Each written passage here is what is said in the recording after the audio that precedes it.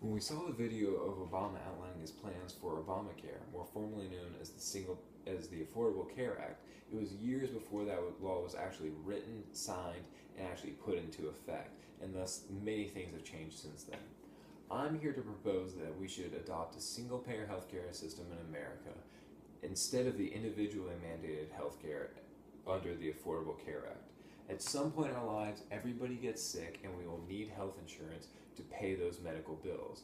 Because of this, health insurance should be a right of every single American citizen so that they can have access to quality, affordable health care so that they can go ahead and pursue their dreams. I'm here to explain why the Affordable Care Act is ineffective, how we could implement a single-payer healthcare system, and why it would be beneficial to do so. As we know, the Affordable Care Act did not come out as planned, and it is ineffective because it fails to achieve two of its major goals. The first goal is to curb insurance profits from health insurance industries. Is to try to do this by establishing a minimum loss ratio of 85%. What this means is that 85% of premiums from what this means is of the money paid by customers in premiums to the insurance company, 85% of that money has to be spent on sick people's claims through the medical bills. The remaining 15% can be used by the insurance company for things such as profits, advertising, administrative expenses, workers' salaries, etc. However,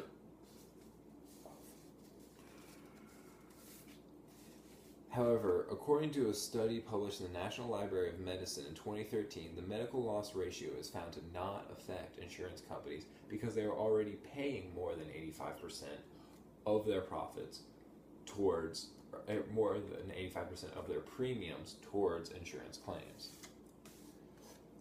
The second goal that it tried to establish was to provide insurance for all American citizens. However, according to the Congressional Budget Office projections for 2015, there will still be 30 million Americans uninsured in 2015.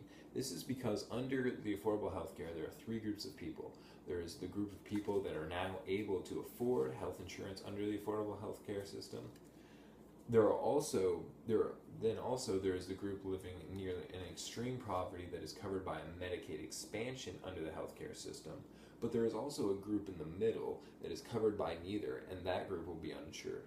Also, according to the Supreme Court case from the National Federation of Independent Businesses versus Sibelius, states have the right to choose if they want to implement this Medicaid expansion, and according to Obamacare facts, as of 2015, 17 states have decided to opt out of the medical expansion, and it is those two groups that make up the 30 million Americans that are uninsured. As we've now seen how the Affordable Care Act is ineffective, we should take the next step to implement a single-payer healthcare system.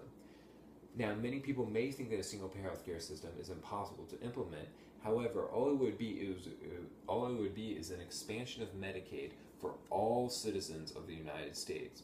And since Medicaid is paid through tax dollars, and Congress has the right to levy all taxes, it would be constitutional for America to establish a single-payer healthcare system.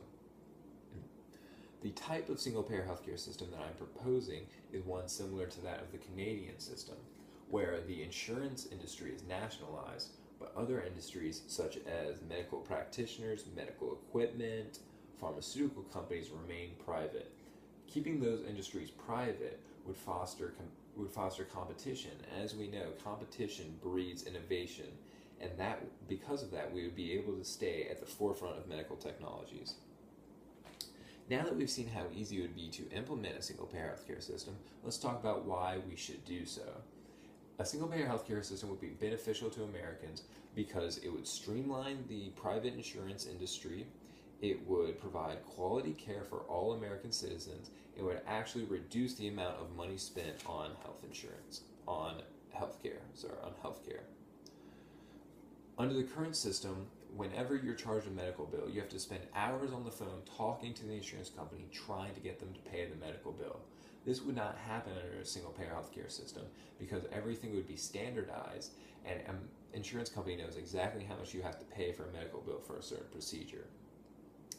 In fact, according to research by PolitiFact.com in 2011, Medicaid's overhead costs were roughly 2% compared to 15% with private insurers, and that is money being taken out of your pocket.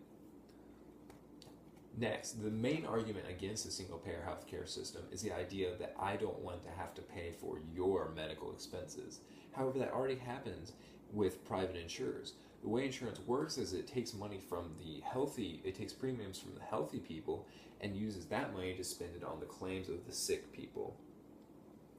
Now, with everybody having access to health care, this means that health care would only be used on a needed basis rather than on what do I get covered by. What I mean by this is, under the current system, many people choose not to get necessary surgeries or drugs that they may need because they are not covered by their current insurance plan. Under a single-payer healthcare system, you would be covered for what you need to have done, and because of this, you'd be getting a higher quality of care. Lastly, single-payer healthcare would save us money because of the monopolistic qualities of a single-payer healthcare system. First, as we have said, it would reduce administrative expenses. It would also establish a stronger bargaining power for the national government so that they could bargain with medical companies and pharmaceutical companies and lower their costs because of us being a single entity. And another way that would reduce the money spent on healthcare on health insurance is because insurers have to use some of their money for profits and for advertising, which a single-payer healthcare system would not do. And according to healthcarenow.org, adopting a single-payer healthcare system would lower healthcare spending from 19% of our GDP to 16%, which is billions of dollars. Now that we have seen why the Affordable Care Act is ineffective, how easy it would be to implement a single-payer healthcare system, and why we should implement it, I hope that you guys will now be well informed so that you can go out and vote for somebody that will run on the premise of establishing a single-payer healthcare system.